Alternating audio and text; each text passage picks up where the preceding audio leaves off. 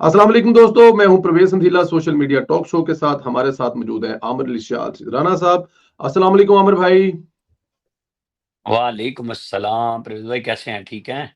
बिल्कुल ठीक आमिर भाई, क्या हाल चाल है? खैरियत से हैं? ठीक हैं? खुश्क सर्दी लगी हुई है इस्लामाबाद में। खुश्क सर्दी लगी हुई है। अच्छा अच्छा, बारिश नहीं हुई जी? इधर लाहौर वाली साइड पे सुना है नहीं बारिश बारिश वगैरह हो रही है पंजाब। नहीं नहीं, वो कोई एक आधा कतरा कहीं गिर गया तो बस गाड़ी गंदी होने वाली कहानी है। बाकी तो कोई नहीं। अच्छा, बाकी कोई नहीं। चलें जी, अल्लाह पाक मेहरबानी करे बारिशें हों और ताकि ये हाँ खुश्क जी, सर्दी से बिल्कुल बड़ी जान ज़रूरत छूटे। है खुश्क सर्दी, फिर वो नज़ला ज़ुकाम लोगों को बड़ी हो या जाती है उससे। या चले, ये खुश्क सर्दी के साथ साथ ये जो खुश्क और आई डोंट नो इस सियासत को क्या नाम दें। एक तरफ तो जरा बताइए, मुज़ाकरात चल रहे हैं, दूसरी तरफ इमरान खान सर्जिकल स्ट्राइक पे स्ट्राइक कर रहे हैं, खतरनाक ट्वीट कर दी है। हमूदुर्रहमान कमीशन बांग्लादेश और फिर शहबाज शरीफ साहब को जनरल आसिम मुनीर का अर्दली भी करार दे दिया है। तो मुज़ाकरात कैसे कामयाब होंगे इस माहौल में सर? कोई बात नहीं जी, हर जो सियासी शख्सियत होती है, वो अपनी ज़हनी अक्कासी तो ज़रूर करती है ना, हुँ, कि किसी को लक़ब दे देना इमरान खान के लिए कोई इश्यू तो बड़ा नहीं है, जी। हमेशा से ही करते आए हैं। तो अब अगर उन्होंने कह दिया है तो उसके कह देने से क्या फ़र्क पड़ता है, और उनकी सोशल मीडिया टीम ने उस लफ्ज़ के ऊपर पूरी जुगाली की है। मुझे तो बड़ा अफ़सोस हुआ कि हम किस नहज पे चले गए हैं, कि आप पुकारते हैं किसी को किसी नाम से, फिर आपकी सोशल टीम में उस पे यानी कि वो पहले से प्लान होता है कि आपको किस किस्म का काम करना है, क्या कहना है और क्या नहीं कहना। अफ़सोसनाक है, ये लीडरशिप का काम नहीं है। तो चूँकि इमरान खान ने अपनी नौजवान नस्ल को जिस स्टाइल पे ट्रेंड किया है, अब अगर वो उससे हटते हैं, तो वो तब फँसते हैं, उनके लिए मुश्किल हो गई है, पाए मानदन ना जाए रफ्तन। वो क्या करें? मतलब उनको सिखा यही दिया है कि गाली देनी है, बदनाम करना है, बुग़्ज़ निकालना है और कुछ नहीं करना। तो ये बड़ा फ़र्क पड़ता है उससे। हुँ। लेकिन इन हालात में आप सही कह रहे हैं, कोई फ़र्क नहीं पड़ता, लेकिन ज़ाहिर है एक दोनों तरफ अतराफ से जब मुज़ाकरात हो रहे हैं, दोनों तरफ से किसी जगह पे बैठना चाहते हैं, कुछ का बेहतर हल निकालना चाहते हैं, तो इस किस्म की ट्वीट से तो एक ये भी तासुर जाता है कि मतलब कि एंड ऑफ डे पे होना कुछ भी नहीं। देखें, मुज़ाकरात इसी माहौल में ही होते हैं। मुझे लग रहा है कि बहुत गड़बड़ है हुँ, और दोनों तरफ में। सेंस ये है अच्छा, ना कि जो लिखत-पढ़त की बात हो रही है, आज मेरे जी, पास तो ये थी कि शायद वो अडयाला जेल वाले मुज़ाकराती कमेटी का इंतज़ार कर रहे हैं, कल दरख़्वास्त दी थी और ये पहुँचे नहीं थे। ठीक, तो जो बात लिख के देने वाली है 2 तरह से है। एक FATF की जब मुज़ाकरात हो रहे थे स्पीकर असद कैसर के घर पे, जी, तो पीएमएलएन ने पीपल्स पार्टी ने कुछ नैब के इश्यूज़ पे, कुछ दूसरे इश्यूज़ पे कुछ लिख के एक नॉन पेपर दिया।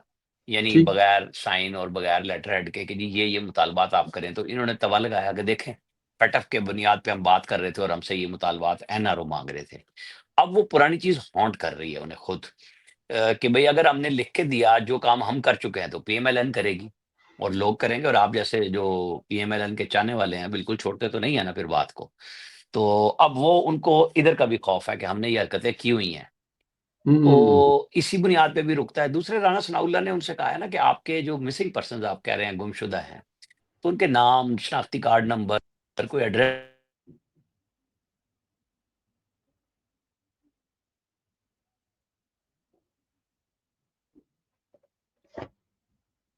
तो वो जो फिर जो लाशें थी ना, कि जी कितनी हैं, अब उसके बाद गुमशुदा अफ़राद कितने हैं, तो वो लिस्ट माँग रहे हैं ना कि जी आप दें, ताकि अगर जी, कोई बात करनी है तो गवर्नमेंट वेरीफ़ाई तो करेगी ना पहले उसके ऊपर। तो वो उससे भी भाग रहे हैं। वो खान साहब से मिलना चाह रहे हैं क्योंकि फिर वो कहेंगे कि जी बयानिया तो हमने बना लिया, अब उसका प्रूफ़ माँगना है। तो जुडिशल कमीशन तो गवर्नमेंट कह रही है ना कि हम आपकी बात तो सुनेंगे ना, फिर अपना जवाब तब देंगे। तो बात सुनने के लिए आप तहरीरी तौर पे लाएँ। अब वो भी हो सकता है नॉन पेपर ही दे दें। अगर ये चलनी है बात, दोनों तरफ से खेला जा रहा है। देखिए ना, 13 जनवरी को इमरान खान का फैसला चला गया है। 17 जनवरी को इस्लामाबाद हाई कोर्ट में नए जजों की तकर्री की मंजूरी होनी है। तो आप ज़हन में रखें, 20 जनवरी को ट्रंप ने ओथ लेना है, 31 जनवरी की डेडलाइन इमरान खान ने दी है। तो ये बड़ी क्लियर बात इस वक़्त सामने आ रही है कि एक डिवीज़न बेंच नया तो बनाना पड़ेगा। इस्लामाबाद हाई कोर्ट में चूँकि जजेस ने अपने आप को वो ग्रुपिंग कर ली हुई है ना, एक खत लिखने के बाद।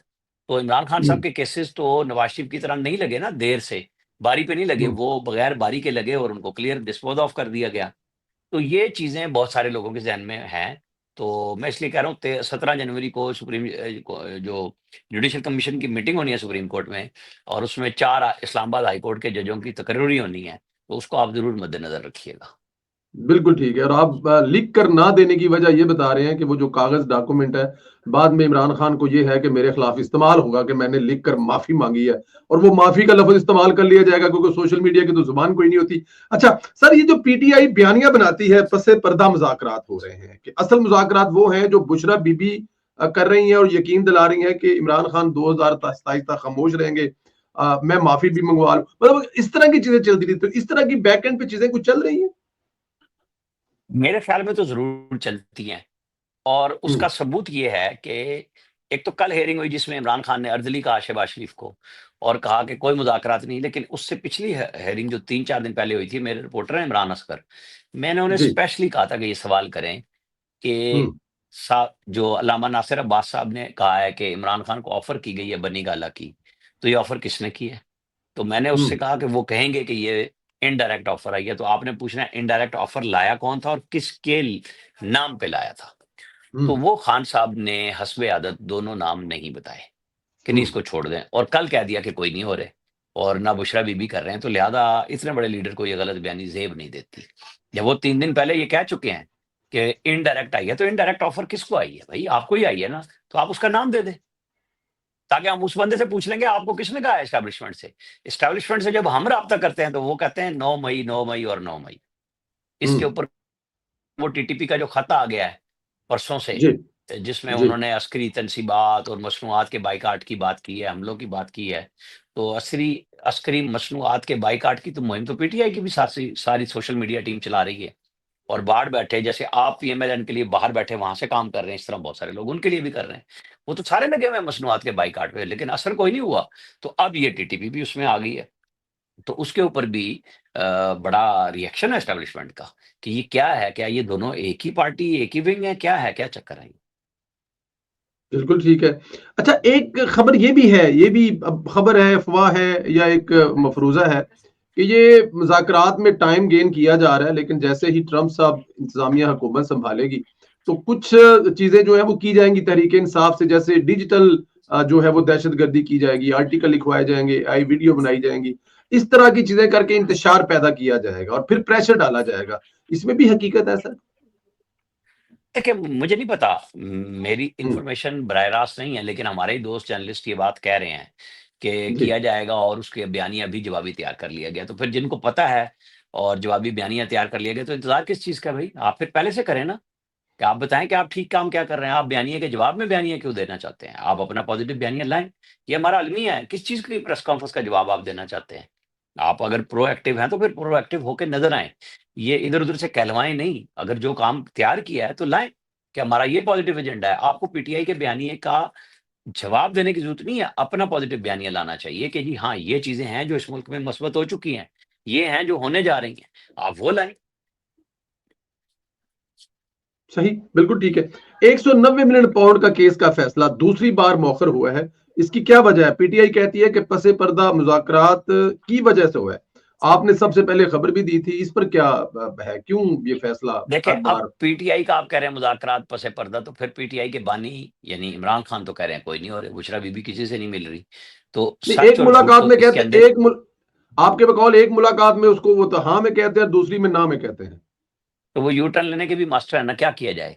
अब जो ये कह रहे हैं कि फैसला ज़ाहिर है उसके अंदर एक जो बात मैंने आपको अभी स्टार्ट में कही, जी, ज़हन में रखें कि डीबी अगर पुरानी रहेगी, तो हाई कोर्ट तो फैसला उड़ा के रख देगी, जो भी जी, फैसला आएगा।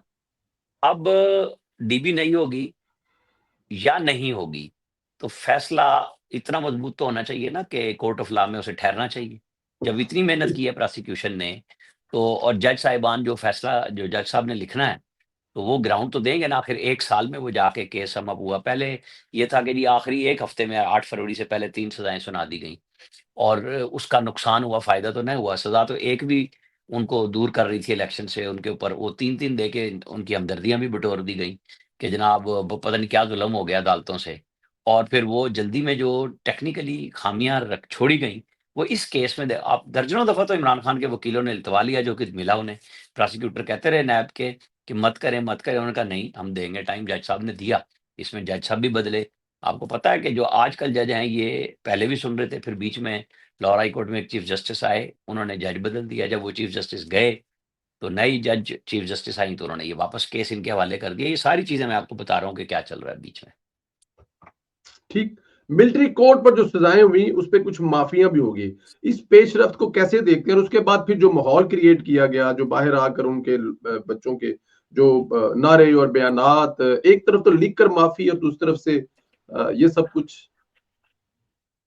और वो जो आर्मी चीफ ने रहम का दर्जा बनाते हुए छोड़ा, तो क्या उनको नहीं पता था कि ये कौन लोग हैं? क्या वो ये बात सच मान गए थे कि इमरान खान ने कहा है ये हमारे लोग नहीं है, हमें साबित हम्म। करेंगे तो एजेंसियों के लोग हैं? तो अब वो जब सीएम केपी के घर पे बुला के उनके लिए पार्टियां कर दी गई, तो पता चल गया कि ये कौन लोग हैं। तो फिर माफी किस चीज की? अब माफी की ऑफर तो फौज की सारे पीटीआई के लिए है, सब लोगों के लिए है कि जिन्होंने हमले किया। वो मास्टरमाइंड की बात जरूर कर रहे हैं, लेकिन अगर उस तरफ से भी माफी आ जाएगी तो आप माफ कर देंगे। हम तो चाहते हैं रिकंसिलिएशन होनी चाहिए, लेकिन जो काम सीएम केपी कर रहे हैं इस वक्त, बुला के जिस तरह उनकी पार्टियां कर रहे हैं, वो तो नुकसान देगी इस नेशनल हार्मनी के किसी भी तासुर को। ठीक है, तो इसका मतलब है कि आने वाले वक्त में अगर यही माफी इमरान खान साहब को मिल गई, तो वो भी निकलने के बाद यही कुछ करेंगे। देखिए, वो जो कहानियां हो रही है ना कि जी इतने साल पाबंदी होगी, फलां होगी, लीडरशिप पाबंदी नहीं माना करती। हम्म। या तो ये ना, आप पाकिस्तान से बाहर चले जाएं। नवाज शरीफ गए सऊदी अरब, फंस गए। दूसरी दफा गए, वो लंदन रहे, अपनी सरगर्मियां उन्होंने जारी रखी। आप जाके भी मिलते रहे उनसे, बातें भी करते रहे, उन्होंने भी गुफ्तगू जारी रखी। तो इमरान खान को एक तरफ तो ये है कि जी मुझे कोई ऑप्शन नहीं है, ना मैंने बाहर जाना है। तो हम्म। बाहर निकलने के लिए यहाँ से, वो तो तभी हो सकता है ना कि आप कैद में हों और आप ये मान मान लें कि मुझे मेरे घर मुंतकिल कर दिया जाए, और वहां पे फिर आप पे पाबंदी रहे। तो वो ये बात इमरान खान भी समझते हैं कि अगर मैं इस तरह जाऊंगा, तो मेरा तो जो मैंने एक कल्ट बनाया है बहादुरी का, अपना सारा जो मेरे पीछे लोग पैरोकार खड़े हैं, वो तो सारे कहेंगे कि ये क्या किया आपने।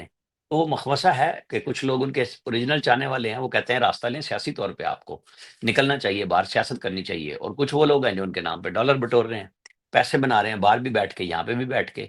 वो नहीं चाहते, वो खान को रखना चाहते हैं, लिहाजा उनके गिर्द ऐसा जाल बुनते हैं कि वो सियासी रास्ता ना ही अपना सके। ना अपना सके। फैज हमीद का मामला भी चल रहा है, फर्द जुर्म लग गई है, कब तक फैसला आएगा? और इस इमरान, ये जो फैज हमीद वाला केस है, इमरान खान को कहीं से कनेक्ट करेगा आपस में? कोई इनका कोई लेन देन होगा इस केस में?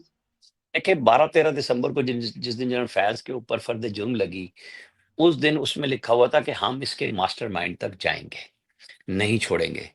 तो जो गुफ्तगू फौज की डीजी आईएसपीआर 2-3 दफा कर चुके हुए हैं, तो उसमें तो इमरान खान की तरफ केस जा रहा है। लेकिन अब जनरल फैज का कोर्ट मार्शल, जब मैंने ये आई 12-13 दिसंबर की डेट है जिस दिन ये प्रेस रिलीज आई थी, मेरे पास उससे पहले ये इतला थी, और मैं कह भी रहा था कि दिसंबर के एंड तक फैसला आएगा। तो मैंने फिर पूछा, तो उन्होंने कहा हम आपको टाइम फ्रेम नहीं दे सकते कि इसमें कितना टाइम लगेगा। अब वो वादा माफी केस समेटने की होगी या केस को बढ़ाने की होगी, किस हद तक होगी, ये बड़ा काम है। क्योंकि ये सारी चीजें जो आज आप मिलिट्री कस्टडी में, फील्ड जनरल कोर्ट मार्शल में मनवाते हैं, तो वो कोर्ट ऑफ लॉ में चैलेंज भी होती हैं। एक तो वो है ना हम्म। कि जनरल फैद हमीद बिलफर्ज कोई बयान दे देते हैं, तो उसको फिर कंटेस्ट तो अगली कोर्ट में किया जाएगा ना, चाहे वो इमरान खान हो या पीटीआई की बाकी लीडरशिप हो, जो पकड़े हुए हैं और या मफरूर हैं, कि उनके ऊपर वो कोर्ट ऑफ लॉ में तो जाना ही जाना है। तो एविडेंस ऐसा होना चाहिए कि वो फिर नाकाबिले तरदीद शवाहिद, जो हमारे कोर कमांडर्स की प्रेस रिलीजों में भी आया, कि जनाब हमारे पास शवाहिद मौजूद है नाकाबिले तरदीद, तो फिर वो आने चाहिए। कब तक लटकेंगे ये? कब तक लटकेंगे? जनरल बाजवा के हवाले से कुछ खबरें आ रही हैं अमर भाई, कि हाउस अरेस्ट कर लिया गया है, बोलने पर पाबंदी है, मुलाकातों पर पाबंदी है। कुछ ऐसा है या ये अफवाहें ही हैं?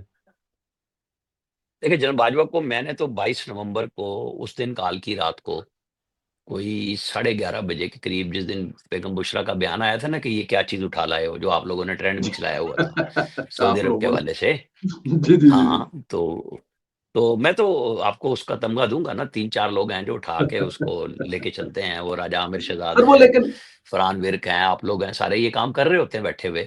तो वो, उस दिन मैंने जनरल बाजवा को फोन किया, तो उस उनके जहन में ये मौजूद थी कि मेरे ऊपर 7 दिन की पाबंदी रह गई है, यानी 29 नवंबर को। तो जी। फिर उन्हें पता चला कि जनाब ये 5 साल की पाबंदी उन तमाम पोजीशंस पे रहने वाले हाई ऑफिशियल्स पे कर दी गई है, जो 2 साल की बजाय 5 साल की, यानी जिसमें जन कोई कोर कमांडर हो, जैसे कोई डीजीआईएसआई हो, फिर आर्मी चीफ हो, कि आप पॉलिटिकल सरगर्मियों में हिस्सा नहीं ले सकते। तो मेरा ख़्याल है यही रीज़न है और कोई वजह नहीं। अच्छा, ये वजह है उनकी खामोशी की और कोई वजह नहीं है। बिल्कुल ठीक है। फैज़ हमीद केस में भी जनरल बाजवा साहब को बुलाया जा सकता है या जनरल फैज़ हमीद कह सकते हैं कि जी मैं मुलाज़िम था, मेरे ये बॉस थे, इमरान खान बॉस, तो बुलाएँ इनको, पूछें इनसे? ये बड़ी बारीक सी लाइन है। जिस दिन पहली जी। प्रेस रिलीज़ आईएसपीआर ने अगस्त में दी थी, तो उन्होंने कहा कि पोस्ट रिटायरमेंट केसेज़ हैं, जिसको देखा जा रहा है, और वो ज़ाती तौर पे सिर्फ़ जो जॉब पे होते हुए टॉप सिटी वाला केस था, वो देखा जा रहा था। फिर रिटायर्ड लोगों को उठाया गया। फिर अब मेरे पास तो इत्तला थी कि ये फैज़ हमीद का केस सिर्फ़ पॉलिटिकल नहीं रहा, बल्कि नेशनल सिक्योरिटी में भी दाखिल हो गया हुआ है हुँ। चीज़ें। अब देखना ये है कि क्या उनके पास वो सबूत होंगे, अगर वो कहेंगे कि मैंने ये काम अपने आर्मी चीफ के कहने पे किए, या वो आज खुद जिस तरह मैं नहीं मानता उस बात को कि उसमें जनरल बाजवा होंगे, जो आपको याद होना चाहिए कि जब वो कोर कमांडर पेशावर थे, उसमें तो शायद पहले हिस्से में तो वो होंगे ज़रूर, जनरल बाजवा की, क्योंकि वो कोर कमांडर थे और इमरान खान 25 मई को इस्लामाबाद यलगार पे निकले थे। फिर आपको याद होगा 26 नवंबर को इमरान खान जब वज़ीराबाद हमले के बाद हॉस्पिटल लेट गए हुए थे, जनरल आसिम मुनीर की तकरीरी रुकवाने के लिए एक जलसा, जुलूस, मार्च रखा था उन्होंने मरी रोड पे, और वो रखा था शायद कि इतना प्रेशर होगा कि लोग ही नहीं आए थे। प्रेशर भी खत्म हो गया। तो वो भी फैज़ हमीद साहब का नाम उसमें भी इन्वॉल्व है कि वो खुद भी उम्मीदवार थे उस वक़्त चीफ बनने के, और बहुत सारे लोग थे। तो ये अब बहरहाल फील्ड जनरल कोर्ट मार्शल की रिपोर्ट सामने आए, फैसला आए, तो फिर ही पता चलेगा। फिर ही पता चलेगा। अमर भाई, ये इन तमाम चीज़ों के बावजूद मुज़ाकरात चल रहे हैं, खान साहब कुछ ऐसी ट्वीटें कर रहे हैं, कुछ रवैया बाहर बैठे हुए सोशल मीडिया के उनके लोग किस हद तक तबाही फैलाते हैं, इसके बावजूद किसी भी जगह पे कोई आने वाले दिनों में चांस है कि इमरान खान साहब को हाउस अरेस्ट या कुछ इस किस्म की एक्टिविटीज़ या कोई इस किस्म की कुछ हो सकता है सर इस मुल्क में? कहने को तो कुछ भी हो सकता है, मासी देखा जाए तो। नहीं, नहीं, इस मुल्क में हमेशा होता भी आया है और अब भी हो सकता है। मैं इस बात को बिल्कुल अचंभा नहीं समझूँगा अगर कुछ हो जाए। जब ये बातें, मुज़ाकरात की कहानियाँ डाली जाती हैं, तो पस पर्दा बहुत कुछ हो चुका होता है। लेकिन जो खान साहब गुफ्तगू कर रहे होते हैं, कई दफ़ा वो चीज़ों को ख़राब कर रहे होते हैं। मैं आपको मिसाल देता हुँ, हूँ। जी, जब नवाज़ शरीफ साहब को प्लेटलेट्स की कहानी हुई कि जी उनके ख़राब हो गए हैं, हॉस्पिटल जा रहे हैं, तो मैं पाकिस्तान का वाहिद जर्नलिस्ट हूँ, मैं क्लेम करता हूँ खुद अल्हम्दुलिल्लाह कि मैंने उस वक़्त खबर दी कि मुझे एक दोस्त का फ़ोन आया है और उसने कहा है कि नवाज़ शरीफ के लिए उड़न खटोला आएगा और वो पाकिस्तान से बाहर चला जाएगा। मैंने ये खबर ब्रेक कर दी, जी। उड़न खटोला आ गया। जब वो उड़न खटोला आया तो इमरान खान साहब परेशान हो गए। हालाँकि पता इनको भी था कि जनरल फैज़, जनरल बाजवा सारे उसमें सहूलतकार मौजूद हैं कि वो हुँ। नवाज़ शरीफ को बाहर भेज रहे हैं। तो फिर ये गुस्से में आए और मरियम नवाज़ को फिर इन्होंने नहीं जाने दिया, जो बाद में इन्हीं के गले पड़ गया सारा केस फिर बाद में भी, कि जनाब फिर अगर डील नहीं होने दी आपने प्रॉपर हमारी पूरी, तो आप भुगतें। ये जो खान साहब के साथ जो लोग लगे हुए हैं सिंसियरली भी, ये इस तरह के बयानात दे के कई दफ़ा समझते हैं कि बस ये जो मकबूलियत का ज़ोम होता है, इसको तकब्बुर में नहीं बदलना चाहिए। अल्लाह ताला की ज़ात के अलावा किसी का तकब्बुर ज़ेब नहीं देता। खान साहब को बहुत सारी चीज़ों में इस किस्म के मसाइल का मुझे कई दफ़ा फ़ील होता है कि वो बात करते-करते जब एकदम डिट्रैक होते हैं, तो उससे मसाइल पैदा होने के खदशे होते हैं। इसका मतलब है कि उनके एक जो साथी अभी कुछ दिन पहले कह रहे थे कि हमारा हँसने का और खिलखिलाकर हँसने का वक़्त आ गया है। अभी ऐसा कुछ नहीं है नज़दीक म माज़ आने वाले देखिए, कभी जल्दी भी नहीं है, कुछ भी हो सकता है। वो समझें उनके राइट? लिए उनका लीडर बाहर आए हैं, तो उनके लिए खिलखिलाने का ही वक़्त होगा। लेकिन आएगा तो। उनकी लीडरशिप को उसके लिए किरदार भी अदा करना चाहिए ना। हुँ, उनके कंधे पे सवार करके अपने एन्जॉयमेंट नहीं लेनी चाहिए। बिल्कुल ठीक है। अमर भाई, मैं अब आखिर में ज़रा 1-2 सवाल जो हैं वो इस हवाले से करना चाहता हूँ क्योंकि आप आपसे जब मुलाकात भी हुई तो आपने बताया कि आपने वज़ीर-ए-आज़म मियाँ मोहम्मद नवाज़ शरीफ साहब के साथ उनके तमाम अदवार में बहुत सारे मौकों पर उनके साथ ट्रैवल किया और ये एक बड़ी हिस्ट्री है। इस पे तो मेरे ख़्याल में आपको अलहदा से एक इन दौरों पर किताब लिखनी चाहिए। ये जो अमाराती सदूर हैं या अमाराती जो शाही खानदान है, इनके साथ शरीफ खानदान के तल्लकात कैसे हैं? माज़ी में जब आप कभी इनके साथ गए और फिर मियाँ शरीफ के दौर से इन्वेस्टमेंट उनके कहने पे बुलाकर, इस पे कुछ फरमाएँगे सर? देखिए, ये ना मैं आपको बताऊँ, शख्सियात और ममालिक दोनों जी, को पहले अलग-अलग रखें और फिर इकट्ठा रखें। ठीक, ठीक, शख्सियत और मुल्क तब एक हो जाता है जब आप हुक्मरान हो जाते हैं। ठीक है। अ, मोहतरमा बेनज़ीर भुट्टो और आसिफ अली ज़रदारी, इन दोनों के भी बहुत अच्छे ताल्लुकात हैं। ये हुँ, दोनों का जो अपना घर पैलेस है, वो बेस्ट जगह पे है, जहाँ इसहाक डार भी हैं, जहाँ जी, जनरल मुशर्रफ भी रहते थे। मतलब जी, हमारे सारे हुक्मरानों के साथ। और यूएई एक बिज़नेस पॉइंट है, आप ये बात ज़हन में ठीक, रखें। वो ठीक। मतलब लोगों को फैसिलिटेट करते हैं। फिर आपकी मुल्कों की आपस में है कि शेख ज़ायद बिन नाह्यान मरहूम से लेके और आज तक पाकिस्तान के उनके बच्चे सदर हैं, तो एक ताल्लुक तो हमारा मौजूद है। फिर ये लोग आते भी हैं, पाकिस्तान की हेल्प भी कर रहे हैं, इमरान खान के दौर में भी किया। अब इमरान खान को मजबूरन कल कहना पड़ा, कि उनको पता था कि फिर बहुत बुरा होगा। हुँ, उनके भी बहुत सारे एसेट्स जो हैं, एसेट्स से मुराद मतलब वो फरागोगी टाइप इस तरह के लोग भी वहाँ पे मौजूद हैं यूएई में, जिनको नुकसान हो सकता है फिर जब।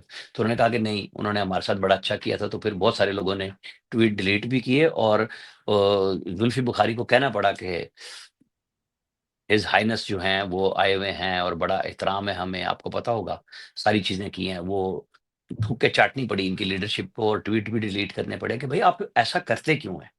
आप उनको उस मुल्क का सदर रहने दें। आपके दिल में ऐसी क्यों बेचैनी पैदा होती है कि वो मरियम नवाज़ या शहबाज़ शरीफ से मिलते हैं? तो क्या हो गया भई? वो भी अपनी-अपनी हैसियत में मिल रहे हैं। हुँ, आम आदमी तो नहीं ना पहुँच सकता किसी के पास, सिक्योरिटी ठीक। का होता है मसला। तो इसको इसी तरह मुल्कों के ताल्लुकात के साथ लेना चाहिए।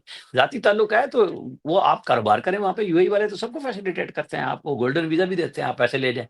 क्या मसला है इसमें? खैरियत तो नहीं दे रहे, वो गोल्डन वीज़ा तो दे रहे हैं ना, तो आप ले लें वो और वहाँ जाके रह जाएँ।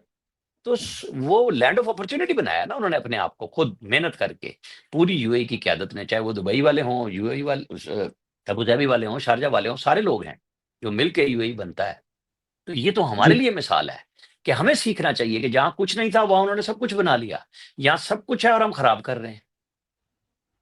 एक और भी तो इसका पहलू है कि ना ये जो अमाराती इनके जो शाही खानदान है पूरी दुनिया पलके छुप बैठी इनके बिछाकर ये वहां पर तशरीफ लेके जाएं इन्वेस्टमेंट करें छुट्टियां गुजारें शिकार खेलें लेकिन ये उनसे पाकिस्तान का एक तल्लक वास्ता मोहब्बत है ना कि वो हमेशा पाकिस्तान में ही आते हैं तो ये भी तो हमारे लिए एक फख्र और आजाद वाली बात है ना सर अगर देखा जाए तो देखें, जब भी कोई डिग्निटरी आती है, एक तो स्टेट टू स्टेट हो गया, फिर ये जो जी हमारे अरब मेहमान आते हैं, वो बहरीन से आएँ, वो सऊदी अरब से आएँ, वो कतर से आएँ, वो यूएई से आएँ, वो कुवैत से आएँ। हमारी एक हिस्ट्री है बलूचिस्तान, सिंध, पंजाब, केपी के कुछ इलाकों में, मतलब ज़ाती तौर पे भी जाते हैं और ये आके वहाँ इन्वेस्टमेंट भी करते हैं। जी मतलब हॉस्पिटल बना देते हैं, लोगों को रोज़गार बेपनाह मिलता है, जो इनको एलोकेट किए जाते हैं इलाके शिकार के लिए। अब कुवैत क्यों नाराज़ है? आपको पता है हमारे वीज़े जो बंद हैं वहाँ पे, जो पुराने हैं उन्हीं को वो कर रहे हैं, क्योंकि उनके शिकार का कुछ एरिया किसी और को एक दौर में दे दिया गया था। हम्म तो वो बोलते नहीं हैं, मैं मतलब मीर ज़फ़रुल्लाह खान जमाली मरहूम के दौर से वहाँ इस बात को फ़ॉलो कर रहा हूँ। उन्होंने खुद जाके रिक्वेस्ट की अमीर कुवैत से। लेकिन वो ना उसपे नाराज़गी खामोशी के साथ है, कि बेपनाह पाकिस्तानी मौजूद भी हैं, लेकिन वो एक्सटेंड नहीं कर रहे उसको, कि आपने विदिन द अरब कंट्रीज़ आपने हमें मुसाबकत में आपस में डाल दिया, जो कि गलत बात थी हमारी तरफ से। तो ये नहीं होना चाहिए। तो ये बड़ी इज़्ज़त की बात होती है कि आपके पास लोग आते हैं, फिर वो इसी तरह ताउन भी बढ़ता है ना आपस में। कि वो शिकार के बहाने आए, आपके पास रेस्ट कर रहे हैं, तो आपके लोगों की इकॉनमी बूस्ट कर रही है। जी तो यहाँ पे तो कहानियाँ बनाने के लिए और लफ़ाज़ी के लिए तो बेपनाह लोग हैं, जो ज़ुबान दराज़ी पे चले जाते हैं। जुबान दराज चलते हैं आखिरी सवाल फिर वही सवाल मियां नवाज शरीफ साहब की 40 साल सियासत और आपकी रफाकत एज अ सहाफी उनके साथ 40 साल से डिस्कस हो रहे हैं चाहे वो जेल में है चाहे वो इकतदार में है चाहे वो बैरून मुल्क है नवाज शरीफ की सियासत में डिस्कस हो रहे थे अभी ऐसा लगता है या ऐसा तासर पाया जाता है या ऐसा तासर दिया जाता है या बनाने की कोशिश की जाती है कि मियां साहब में अब वो वाली जिसे कहते हैं ना सियासत के लिए गर्मी नहीं रही वो बड़ा बैकफुट पे चले गए हैं आपके ख्याल में अपनी जिंदगी की जाहिर है हर अल्लाह ताला की जात उनको लंबी सेहत दे लेकिन क्या वो वाकई बैकफुट पे चले गए हैं या पीछे बैठ के कुछ कर रहे हैं या ये मुनासिब है उनको आज भी उतना ही सरगर्म होना चाहिए जो लोग सोचते हैं उनके बारे में देखिए, उनके भाई वज़ीर-ए-आज़म हैं, उसका ऐलान उन्होंने खुद आके किया जी माल्टा टाउन में, कि आप वहाँ मौजूद थे, कि मैंने कहा है शहबाज़ शरीफ से कि सब पार्टियों से बात करो और हुकूमत बनाओ। तो वो ये तो नहीं जी अब आप कह सकते कि जी वो ज़बरदस्ती हुआ। फैसला ना करते, ऐलान कर देते कि हम डटे हुए हैं। लेकिन उन्होंने साथ ही साहबज़ादी को वज़ीर आला भी बनाया, तो एक्टिव रोल तो साहबज़ादी के पास मौजूद है। भाई उनके जी मौजूद हैं और बेटी के सामने वो साथ मीटिंग्स में शरीक भी होते हैं। तो वो बैकग्राउंड पे मौजूद हैं। वो एक्टिव कितने को होंगे, मेरे ख़्याल में मरियम नवाज़ को उन्होंने आगे कर दिया है। मरियम नवाज को एक्टिव कर दिया और खुद पीछे बैठकर अपनी जिंदगी का एक्सपीरियंस जो है वो डिलीवर कर रहे हैं और मरियम नवाज की ये हर रोज किसी ना किसी जगह पे जाके कोई मंसूबा ये भी जाहिर है मियां मोहम्मद नवाज साहब का बिल्कुल ठीक है अच्छा सर आखिरी सवाल के इशारिये जो बताए जाते हैं या जो बता के पाकिस्तान मतलब इसकी स्टॉक मार्केट देख लें या फिर वो सिंगल डिजिट पे आने वाला है शरह सूद, बहुत सारी चीजें पॉजिटिव है, लेकिन तासुर ये पाया जाता है कि मुल्क में महंगाई और दूसरे मसाइल कम नहीं हो रहे। इनका कितना तल्लक है इन बेहतर इशारियों का और प्रैक्टिकली कितनी आगे जाके लोगों को रिलीफ मिलेगा इससे? इसका पॉजिटिव पहलू तो ये है, देखें अगर आपने महंगाई बढ़ने से रोक दी है तो जी। आपकी जेब पे हम्म। मजीद बोझ नहीं बढ़ रहा, मिनिमम तो ये है। लेकिन असल इशू तभी आएगा जब यहाँ पे इंडस्ट्री चले और रोजगार हम्म। मजीद मिले, कमाई बढ़े, तो फिर महंगाई भी खुद ब खुद आप उसका मैच कर जाते हैं।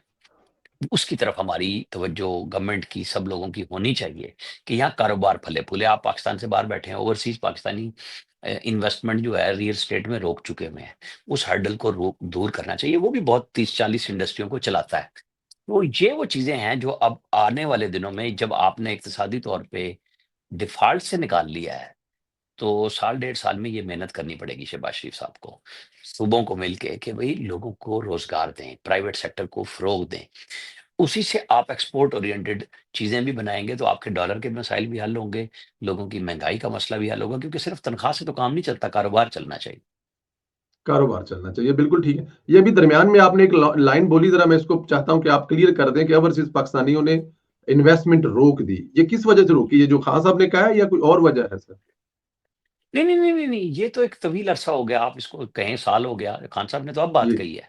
उसकी मैं जी। नहीं बात करता। देखें ना, आप वहाँ बैठे हैं, अगर आप अपनी फैमिली को सपोर्ट कर रहे हैं, तो आपकी जगह पे कौन सपोर्ट करेगा उन्हें? अगर वो सदका, चंदा, ज़कात, खैरात है, किसी फिलैंथ्रोपी में आप हैं या अपने रिश्तेदारों, अज़ीज़ोदारों की बच्चों की फीसें पे कर रहे हैं, तो वो अगर आप नहीं देंगे तो कौन देगा?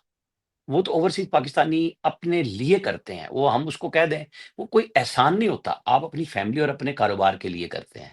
लेकिन जो बात मैंने कही ना, वो है कि प्रॉफ़िट आना कम हो गया ना, आप ओवरसीज़ हम्म। जो पाकिस्तानी यहाँ पे चीज़ें खरीदता है, वो अपने कारोबार के लिए खरीदता है कि यार मैं एक कारोबार के चीज़ लिए। खरीद रहा हूँ, मैं बनाऊँगा या मुझे रेंट आ जाएगा या मैं इसको बेचूँगा तो मेरी प्रॉपर्टी अप होगी। अब सब चीज़ें स्लम में हैं, तो ऑटोमैटिकली एक वो बिज़नेस कम्युनिटी पाकिस्तानी जो बाहर बैठे हैं, मेहनतकश हैं, वो फिर उसमें इन्वेस्टमेंट कम कर रहे हैं। उससे मुराद मैं कर रहा हूँ। बिल्कुल ठीक कह रहे हैं, और फिर उस पे कुछ टैक्सेस भी ज्यादा लग गए हैं, कुछ ये आपके जो फाइलर नॉन फाइलर और बहुत सारे मसाइल हैं। इसी चक्कर पहले में एक मैं कह रहा प्लाट हूँ या कि वो सारा हाँ हाँ उसकी वजह से जी जी रुके वो हैं वो। जी जी इस वजह से रुके हैं, और ये एक वजह है, और ये एक बड़ा जेन्युइन भी वजह है कि पहले प्लाट या घर लेते थे, 2-3 साल के बाद उसको 2-4-10-15-20 लाख साथ मिलते थे, और अब फीसें और ये वाली वैसे, ये बिल्कुल आप ठीक कह रहे हैं, और इसको अगर बेहतर किया जाए तो इसकी बात, आपकी बात में बड़ा दम है कि इन्वेस्टमेंट में आ सकती है और ऑलवेज आती है, और ये एक बहुत बड़ी वजह है। मैं इसमें खुद भी इसका आप मुझे शिकार कह सकते हैं, या मैं खुद भी सोचता हूँ यार फायदा की ये करंदा हूं उथे ते हाल है।